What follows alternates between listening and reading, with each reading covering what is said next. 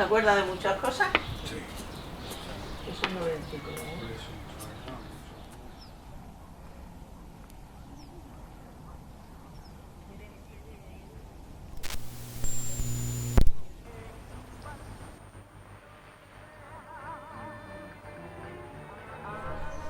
Yo me llamo Juan Pina Alegría. Nací el 9 de marzo de 1921, a las 11:03 de la noche.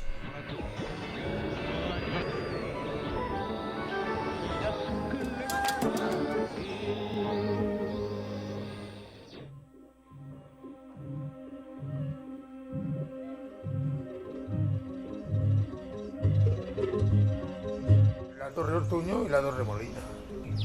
Porque el camino este de la Torre Molina llegaba solamente el camino este recto a la Torre Molina. Paraba en la Torre Molina y se acabó. Pues la Torre Molina vivía, de lo que yo recuerde, vivía en el Trompa Azúcar, que tenía una galera. Pasaba una galera por aquí, llevaba a la gente para allí y para acá. Yo la Torre Molina ya la he conocido destruida. Por el pecho estaba la Torre Ortuño, que todavía estaba. Era esa de los castaños. Por aquel entorno pues era entonces campado completamente, sin ninguna casa, sin nada, huerta.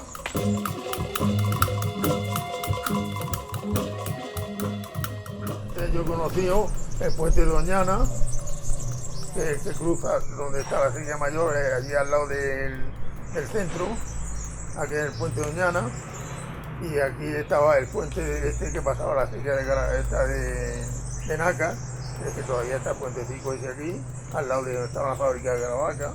El puente de Doñana era un puente que tenía 1,5 metros, no pasaba de 1,5 metros.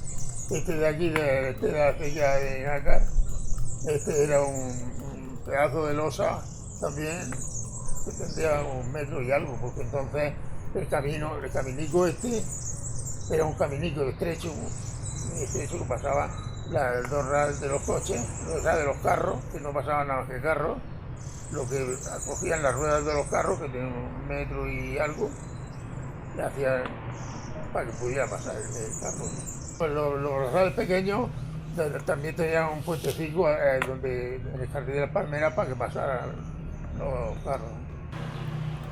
El entronque que hay ahora entre el camino de la Torre Molina y el camino hondo, todo eso era una laguna.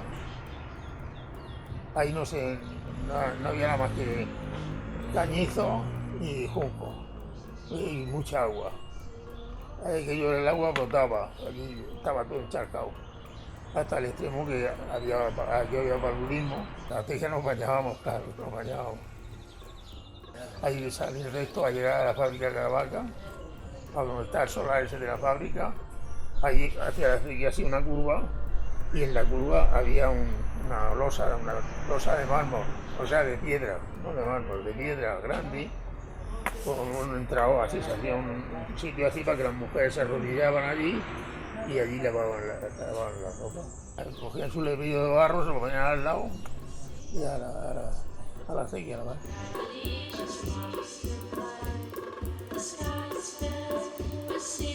La Hermandad de Ánimas tenía una cuadrilla que se llamaba, que salía la cuadrilla de casa en casa.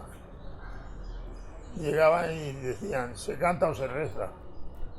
Si habían difuntos recientes, decían, se reza, rezaban un Padre Nuestro y se iban. Que no habían difuntos y querían que cantaran, o cantaban el aguinaldo 4 o 5 veces tal, y se iban. Cuando terminaban los días de Navidad, entonces el hermano mayor de la hermandad, ese ya, de todo el dinero que han recogido durante ese tiempo que se iban dando limosnas, pues organizaban unos bailes. Ya en Reyes y en Año Nuevo y todo eso, y celebraban unos bailes. Siempre lo hacían en una taberna, en un ventorrillo, donde la gente se juntaba más. Y entonces la cuadrilla esa estaba tocando allí, pues, Entonces no había le agarrado nada más que Jota y malagueña. Pues la cuadrilla llevaba guitarra, bandurria, laúd, pandereta, violín. Habían hombres muy flamencos para cantar y eran los que se encargaban de cantar. Y como el aguilando siempre es el mismo, pues llegaban y saludaban al nombre de los dueños, como tenían los dueños de las casas, que conocía a todo el mundo. Entonces pues le cantaban al dueño de la casa, a la esposa, a los hijos, pero siempre era el mismo aguilando. Y eran hombres que sabían cantar, estaban adaptados a eso y sabían cantar. Cuando fallecía algún hermano, la hermandad le hacía un funeral. Cuando se ponía enfermo uno, que estaba a terminar ya, entonces se reunían unos cuantos hermanos, se buscaban, aquí buscaban a mi padre, mi tío, y 7 u 8 se iban a San Andrés, buscaban una galera, cogía el cura y se montaba en la galera con el señor. Y entonces salía de San Andrés andando y entonces se llevaban un farol y una campana, un hombre con un farol y una campana. Iba pim, pim, pim, delante y la galera detrás. Los vecinos, cuando oíamos la campana, cuando venía por ahí enfrente, ya por la casa esa de enfrente, pues salíamos a la orilla, nos arrodillábamos, esperábamos a que pasara y hasta que llegaban a la casa del enfermo, le daban los óleos y lo que fuera tal, y después de la comunión, si el hombre estaba en condición de recibirla, y a continuación pues ya la galera se llevaba al cura y los hermanos cada uno se iba a su casa ya otra vez a seguir trabajando.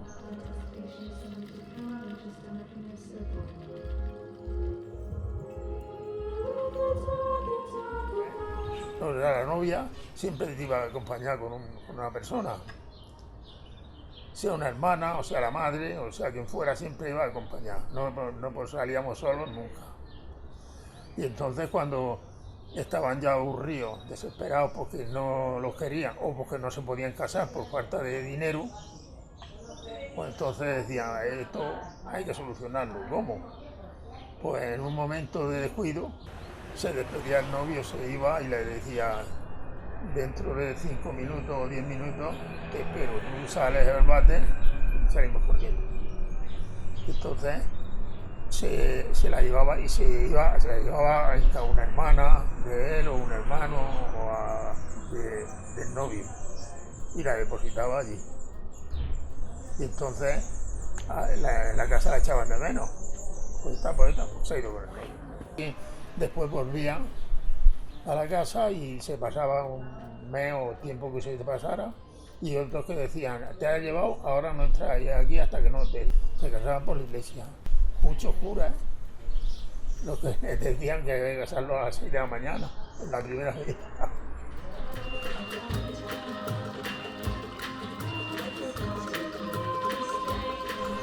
Se empezaba el primer viernes de marzo, se traían la simiente del monte. La simiente dicen que la tenían los frailes de Santa Catalina del monte, allá arriba,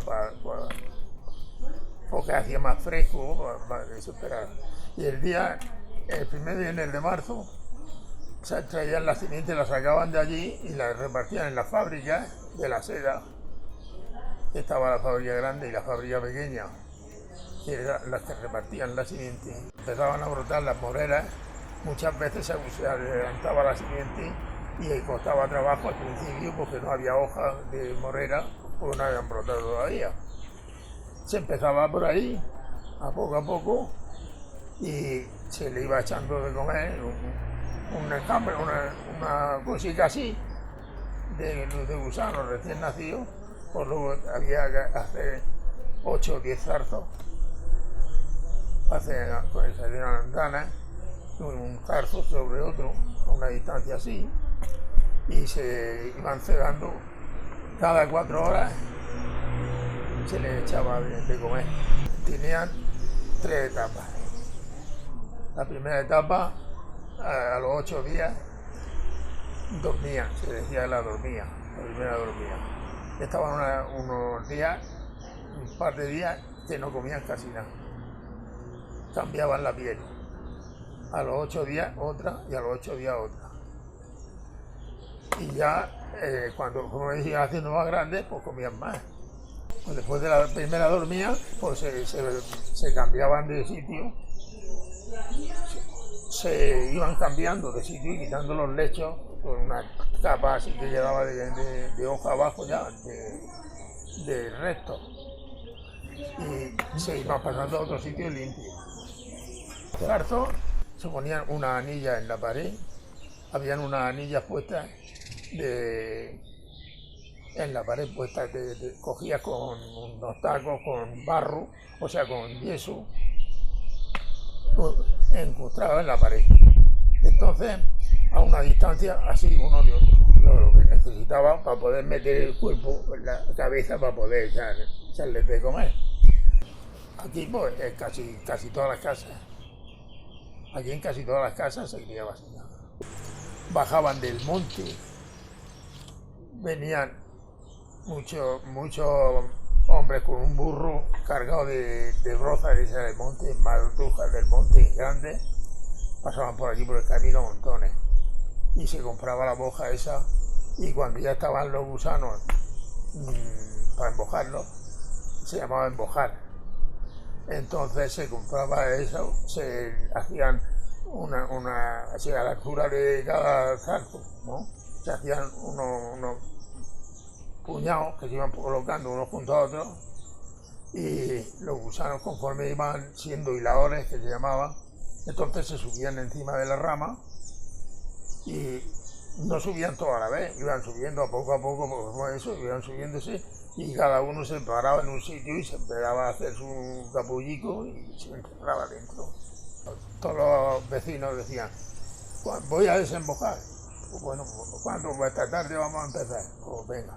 Y nos juntábamos todos los vecinos de aquí, uno iba a una casa, después a otra casa, después a otra casa, y se hacía el desemboco. Pues nada, a continuación se acaban torrados, hacían misilones, una garrafa de vino y patatas cocidas con ajo, y se echaba el alboroque, que se llamaba así. Y que estuvieron comprando seda o comprando capullo para hacer la seda, se siguió eso funcionando. Cuando ya el nylon apareció, sí.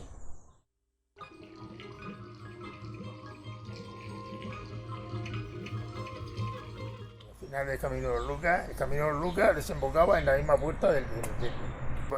Hemos jugado allí, pues yo, montones de veces. El cementerio estaba completo con sus raseras, ¿sabes lo que son las raseras, no? Pues al lado de cada tumba había un hierrecico con una cosa redonda como si fuera una rasera. ¿Sabes lo que es una rasera, no? Pues en esa rasera estaba puesto un número. O sea, grabado no, recortado el número, porque la zona tal y el número tanto, el número, cada uno tenía su número. Estaba cercado con una pareta de 1 metro aproximadamente.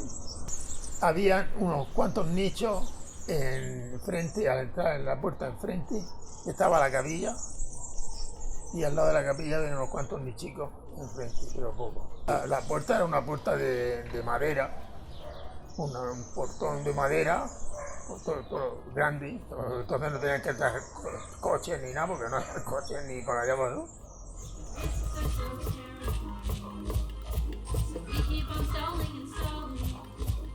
El ventorrillo del burro, precisamente, estaba donde está la casa del burro ahora. Tienes que abrir la puerta del Montesino, que los Montesinos no existían ahí, enfrente estaba un ventorrillo normal, que gente iba allí a jugar al truque por la tarde.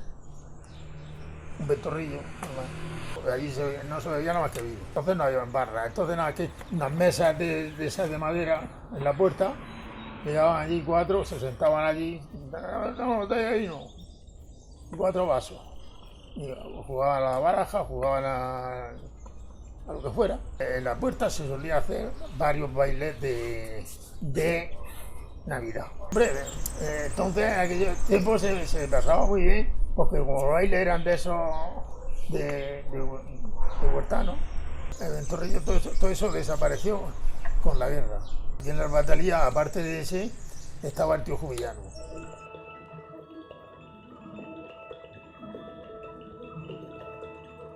Ese molino del amor. Funcionaba con las turbinas del agua. Con el agua se calaban los tablachos, dejaban solamente, levantaban un tablacho de una de las piedras, que habían 2 piedras. Una de las piedras, la turbina se movía y movía la rueda, la rueda del molino, y allí se molía. Realmente se molía, en los 2 molinos se molía trigo, cebada, panizo, todo, cereales, y además se molía pimentón. Pero ya después de la guerra, pimentón no se ha vuelto a moler, nada más que se molía ya nada más que cereales. El día 3 de mayo, pues se solía hacer antiguamente, tiempo antes de la guerra incluso, se hacían ya las cruces de mayo en la huerta, se utilizaba mucho.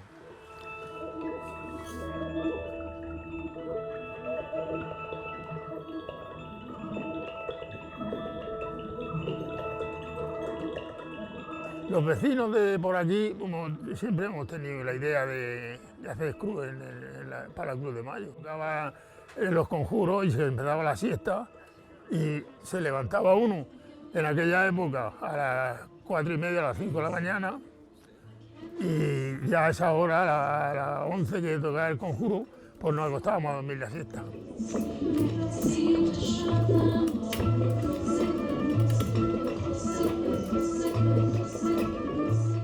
Siempre se ha oído decir que el Día de la Cruz,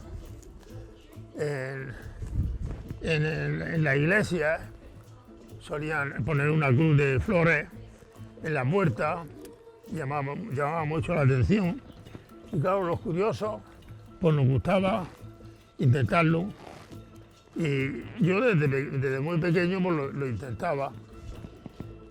Luego ya cuando fui mayor, pues sembraba en la tierra, ponía esto, alelíes y gazanias, que son las margaritas esas amarillas, y yo me fabricaba con mis plantas, mis flores, me fabricaba yo las cruces todos los años. Y había mucha gente, varios vecinos, que por aquí solían hacer sus crucecitas, cada uno como Dios lo encaminaba. En el año 40, de terminar la guerra, yo hice una cruz y tenía entonces una novia, que yo empecé a noviar muy joven, y tenía una novia ya que me acercaba a su casa y tal igual. Y le hice la cruz y la cogí mi bicicleta y llegué allí, después de venirme, de ver a la novia, pues la llevé y en una ventana se la colgué.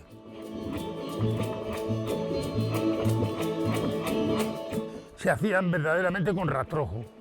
El rastrojo era la caña del trigo, pero como ahora no hay caña de trigo porque lo muelen todo con las máquinas de eso, pues yo esto lo hago con hierbas de por ahí, de sales malas. El rastrojo se quedaba recto, pero esto, como no, hay unas cañas puestas debajo, hacer la cruz para que se quede tiesa.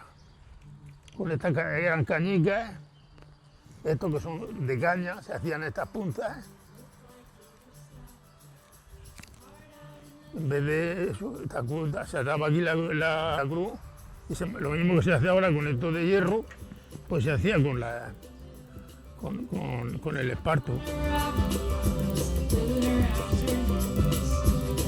El día de la cruz no había fiestas, las fiestas se podían hacer en la iglesia, pero nada más, en la huerta se notaba poco. se hace la cruz pues, el día 2 por la tarde. Y por la noche se deja ya colgada, la cruz se cuelga el día 2 por la noche y el día 3 amanece la cruz colgada. Pero yo la cuelgo ahí y todo el año la tengo colgada hasta el año siguiente, que la saco.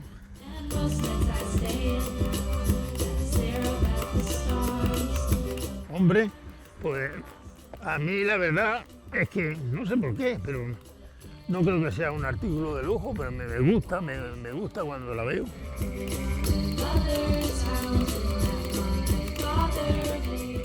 A mi nieto me ha ayudado, 2 años me ha ayudado ya para que aprenda, porque claro, yo llegará un día más o menos en que dejaré, y saben dónde está, tengo la caja esta con todos los artes por si ellos quisieran, no sé yo si querrán o no querrán, pero yo lo he hecho siempre con la idea de que mis nietos, o ese nieto, por ejemplo, ese que me ha ayudado, que sabe cómo se hace y todas estas cosas, que cuando yo falte que lo siga haciendo.